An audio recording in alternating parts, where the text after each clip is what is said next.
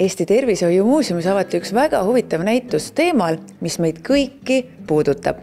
Siin näiteks on üks väga põnev graafik, kus inimesed saavad siis panna nõõpnaela sinna, kus nad arvavad, et on elu parim aeg. Ja see on hästi huvitav, et vaadake, naised on siin palju arvanud, et 40-ndates, kõik on roosad, 40-ndate algus on nende elu parim aeg ja mehed tulevad siin 50 algus. Muidugi 20-selt on siin päris palju. Ma siis peaksin ka oma nõõpnaelakese võtma ja panema kuhugi. Ma mäletan küll, et 18-aastased ma küll arvasin, et 30-sed on ikka päris mullad juba. Täna ma ilmselgelt nii ei mõtle. Elu on veel ees. Seega mina ikkagi arvaks, et võib-olla kuskil siin 45 võib päris hästi olla juba. Tervisemuuseum toob külastajate ette 8 tuntud inimese portreed, kes kohapeal kuulatavates intervjuudes räägivad oma vaatest vananemisele. Ma ei mõtle selle peale igapäevaselt, eks ole. Ainukene on, et kui ma siin nüüd avamisel käisin, et siis oli nii tore, meil tuli jutuks, keegi ütles ka, et muidu ei saa midagi aru, selles mõttes, et sa oled selles oma kehas ja kui sa just peeglist läbi ei kõnni, siis sa ei saagi aru, et midagi oleks teistmoodi.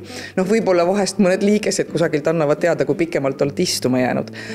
Aga et siis liigud näiteks kogemata kombel, näed ennast peegeldust aknast või kusagilt ja siis sa mõtled, kes see on? Kogemuslugudes avavad end bioloog ja kirjanik Tõnu Õnnepalu, näitleja ja lavastaja Laura Kalle, kultuurikriitik Valner Valme, meedik ja ettevõtja Marju Karin, näitlejate paar Haide Männamäe ja Toomas Tross, ajaloolane Helgi Põllo ning ajakirjanik ja kultuurikriitik Margus Mikomägi. Väga meeldis Õnnepalu fraas sellest, et vanadus on see teekond, keda me keegi ei tea seda ette. Meil ei ole reisijuhti, meil ei ole kompassi, meil ei ole midagi, aga minema peame. Ja muidugi vana olla ei taha kedagi, aga midagi ei ole teha. Aga kõige olulisem, ma ütleks, et tervis. Kui on tervis, siis kõike muud saab ka. Kuidas teie vananemist näete? Ma arvan, et suhteliselt positiivselt. Sest nagu ütleski Õnnepalu, et kõik ju vananevad ja tuleb lihtsalt võtta asja hästi positiivselt. Ja kõike seda võib-olla on väga palju negatiivset, mis praegu on, et seda ei tule nii väga südamesse võtta või siis mitte kõiki uudiseid vaadata. Mina pean ikkagi soovitama, et vaadake ikka uudiseid, aga aitäh teile! Näitusel saab ka vanusega seotud interaktiivseid tegevusi läbida, näiteks testida enda kottoolit püstitõusmise võimekust. Siin on üks kotttool, mis on ka üks ülesanne, et siit tuleb võimalikult elegantselt püsti tõusta. Ma siis proovin ka, kas see on elegantselt võimalik, sest et vanadusega peaks siis ikkagi asjad muutuma piisavalt palju. Okei. No nii. Ma ei tea, kas see nüüd oli elegantne, aga püsti ma sain vähemalt. Vananemise ja keha muutumise juures on lisaks tervise hoidmisele oluline ka vaimse tervise pool ehk olukorra mõtestamine. See, kuidas me sellest etapist mõtleme, määrab päris palju sellest, kuidas meil õnnestub see läbida. Nii on näiteks teadusuuringud väidavad seda, et inimesed, kes suudavad aktsepteerida vananemist, elavad 7,5 aastat kauem kui need, kes sellega kuidagi leppida ei suuda.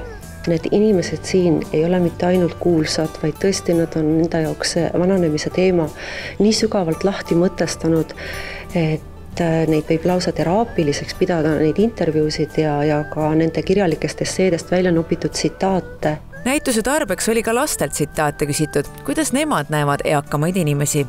Siis tal on kolmad kortsus ja nähakortsus, igal pool kortsus. Siis kui sa hakkad vananema, siis sul läheb kõik see jaks ära, mida sa jõudsid näiteks ennem lapsepõlves olid hästi kiire jooksa. Nüüd ei suuda isegi kilpkonnaga kätte saada. Aga mida soovitaks näitleja Haide Männamäe iseenda näiteks 20 aastat nooremale versioonile? Võta aega melutada, võta aega lastega koos olla, sest et siin on küll meil pildi peale on sattunud meiega koos ka meie vanem tütar Emma, kes on seal 9-kuune, nüüd on ta juba 22 ja siis ma mõtlen, aga kuhu see aeg läks? Ehk et seda ühist aega kuidagi paremini nagu koos läbi elada, et sellest jääksid mälestused, sest mälestusi on vananedes ikka järjest rohkem. Samuti rõhutab Männamäe, kui oluline on võtta aega liikumiseks. See teeb tuleviku hulka mõnusamaks. Ja ta meenutab ka, et me lihtsalt elust läbi ei jookseks, vaid võtaksime ka hetki, et lihtsalt olla. Ehk on siis ka aeg pikem.